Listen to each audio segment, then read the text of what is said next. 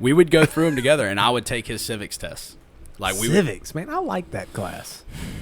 They don't teach that shit hardly In high anymore, school, man. I had civics, like 1 or something like that. Yeah. I actually liked that one. That was with Mr. Watson. Yeah. And he went MIA halfway through the semester, and they gave everybody a damn grade in that class because was that Civ? Civ 1? Yeah. I don't know. No, I think it was. I can't say this on the pod. That was a cool class. Yeah. That was a cool class. Oh, you got one of those? Yeah. Damn. Shannon Dottie, on the final on that class, turned her fucking Scantron sideways and bubbled in class of 06. Bitch is bad, bro. You gotta fucking see. They gave everybody a grade in that class because he went MIA for like the whole semester, and they just gave everybody in the class a grade. That happened to me twice. That happened to me in college too. I had an algebra class that did not transfer. Something about my maths, because I went through Cal 2 at Armstrong, and something about the way they transferred over to Georgia Southerners. When we got to Southern, I had to take a college algebra class at like the ass end of my college career towards my GPA and shit, like towards my credit hours. And I went on the very first day of class because I did not need to go through college algebra again. I had been way deeper down this. And so I showed up the first day. He gave out the syllabus and told us that he was going to be going on essentially like a sabbatical. There was some kind of research project over in like the UK that he was going to be a part of, and he was going to be leaving at some point in the semester for a time. And so he came back? No, he gave out the syllabus. I didn't come to another class until the first test. And the first test came, I sat for the test. I got a 96 on the test. Well, unbeknownst to me, because I didn't come to any more classes till the next test, was that Rocky was in this class with me. Rocky? From Manny's, Raquel. Oh. Welsh. Oh. Rocky was in the class with me. And Jesus Christ.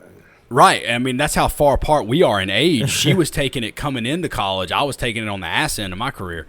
And so I didn't come back again to class. I came the first day, the first test. The second test was my third day coming to class. And I found out in class for the third test that so many people had failed the first class that he reissued the test. And I got a 0 for it because I wasn't there. He redid the test. I didn't show up for it because I already got a fucking 96 on the first test. Throughout the grades, I got a 0 for the first test. And I talked to him. I was like, man, I didn't need to retake the test. He's like, sorry, I threw all the grades out. It is what it is. And I was like, this is fucking bullshit. I'm past the point in the class. I can see this happening to you. You can't drop the class. Like, if you drop the class now, it counts as a withdrawal fail. Mm-hmm. Not a withdrawal incomplete. Right. So it counts against your GPA. So I can't drop the class at this point. I was like, well, fuck it. So I went to 0 other classes. Went to this class 3 times. Didn't go to a single other class. Evidently, when he went on his sabbatical or whatever, there was some problems getting substitutes. Rocky was telling me enough people in the class complained to the dean of the school that they gave every single person in the class an A. I went to the class 3 times. The only grade I had in the class was a 0. I got an A in that class. You motherfucker. Oh, that's nice. Things like that worked out for us, didn't it? I just seem to. Dad calls it my golden horseshoe. He says there's a horseshoe surgically implanted in my ass somewhere. I got through some shit, man, in high school, man. So much. It's like the time in Jacksonville. I know. Got out. Because we live good lives, man. I guess. Good people. You know how many times I have been pulled over in my life? No. A lot. Yeah. I mean, more than a dozen. Really? Maybe 2. No joke. No exaggeration. Jesus. And I have 1 ticket. The fucking super speeder. No, that's not even on there. That got thrown out. Well, fuck, because you wrote something. Yeah.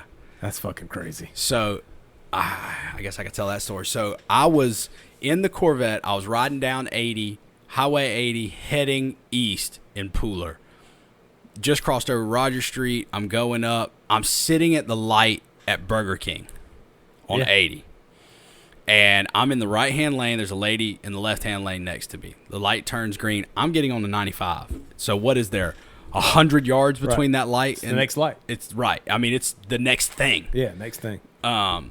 So the light turns green, and this lady like damn near takes my fucking bumper off, cutting me off to get on the 95 too. That's how this whole shit started. No shit. Yes. So we get to the end of the on-ramp where you can merge and there's plenty of room. And I was probably already at the top of like third gear or something like that. I just fucking wound it out and gave her the bird as I passed her. Fuck you. And I was like, well, I'm already at the top of third gear. Let's just see what this motherfucker can do. So I rounded all the way out through like fifth gear, something like that. And I probably got up to about 140, 150 miles an hour. Jesus Christ, that's fast. Unbeknownst to me, the car behind me at the light was a Pooler police officer. Saw the whole thing happen. Shit. Saw the whole thing happen. So I saw, I wound this thing out, and I fuck her. Yeah, I showed that bitch. I'm gone. So I get out of it. I look up in the mirror and I see blue lights. And I'm like, those way back. And I was like, those are for me. I could get away right now. In hindsight, yes, I could have. Just fucking kept going. I'd hit 16 and she wouldn't have known which way I've gone. Yeah. And I definitely could have, no problem. See ya. But I pulled over as soon as I saw the lights. Young child. As soon as I saw the lights, I pulled over. Virgin. I pulled over. She comes up. It's a she, lady cop. She comes up to the car. She's like, why don't you go ahead and turn the vehicle off and hand me the keys? I was like, oh, yeah, that's, yeah, you'd never catch me. So turned the car off. This was in the vet. Turned the car off, handed her the keys. And she's like, do you have any idea how fast you were going? I said, no, ma'am. She goes, I don't either. She said, my cruiser will only go 115 miles an hour, and you were leaving me.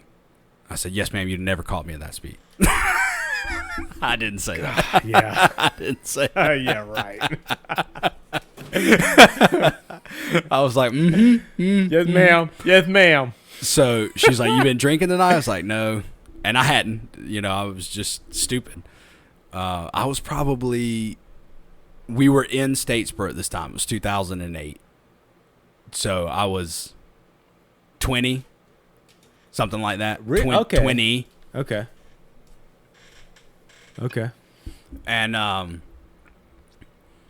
she comes back she takes my license and all, goes back to the car. And she comes back. I was like, you don't really understand the situation. My dad's gonna fucking kill me. So please help me. Please help me, lady. Please. I was like, is there any way that we can? She's like, no. Changed the ticket. 115 miles an hour is what she wrote it up for. 115 and a 65. Oh, damn. Oh, my damn. 115 and a 65. So I didn't tell my dad for a while. So you got the ticket. I got the ticket. And you just left. That was it. Yeah, she let me go. Yeah, let me go. Wow. So I drove home, didn't say anything, and like a week later, maybe 2 weeks later, my grandma dies. Like my mom's mom dies. Oh. So I'm like, I cannot come out with this now. I mean, this is extra burden at a time when it's already burdened enough. Oh. So I didn't say anything for a while. And then it got close to the court date. And my dad and I were at Waffle House one morning. It was like a Saturday morning. We were at the Waffle House. And I was like, so, God, this is painful, man. I got this thing. Hey, man, look. I need to tell you something. I was like, yeah, man. So here's what happened. I told him the story. I showed him the ticket. And he was like, God damn it. So I don't even know if he told mom at this point. I don't remember how mom found out. But we go to court, and the judge is my dad's second cousin.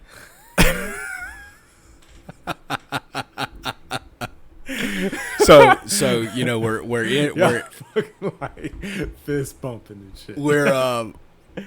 we're sitting in the court. He calls my name, and I'm a junior. So when he reads off my name, he obviously recognizes the name, and he kind of looks up, and Dad kind of stands up and raises his hand, and me and Dad get up, and we walk up to the podium, and he's like, "Come back to my chambers." So we go back to his chambers. Oh, he took you backstage? And was like, Bro. He was looking at it, and he asked me what happened. I told him what happened, and he's like, "You know that was stupid, right?" I said, "Yes, sir. I know. I do know that was stupid. I shouldn't have done that." And he goes, "Were you wearing your seatbelt?" I was like, I don't think I was wearing my seatbelt." He goes, "I can tell you what. You're gonna write me a 1,000-word essay on the importance of not speeding, on the dangers of speeding and not wearing a seatbelt." I said, yes, sir. Thank you, sir. Yes, sir. So I go, we leave. I write my essay, and I wrote it as real as you can write a 1,000-word essay. Probably your best essay ever. That's right. Yeah, I mean, I put 100% into it because I knew that I had fucked up, right, and that I was getting about off to get light. out of it. And I was getting off You're about light. to get out of it. Like, I'm sure Blake would like to have something similar to this. Right. There's a lot of dudes pissed off right now. Yeah, I knew I was getting off light. So, you know, I wrote a real essay, like inserted graphics into it and everything, printed it out nice on, you know, like collated. Yeah, nice glossy card stock. Oh, yeah. Printed it out, put it in a binder, took it up to court the next month, and I went in his chambers before court to turn it in. And, you know, I go in, I hand it to him, and he reads it. And he kind of looks back at the ticket and was like, "God damn. I can't believe I let you off with this shit." Damn. He's like, "Son, you understand what you're doing wrong?" I was like, "Yes, sir. Yes, sir. I'm not going to do that again." He was like, "All right. Well, don't give your dad a hard time now. Come on.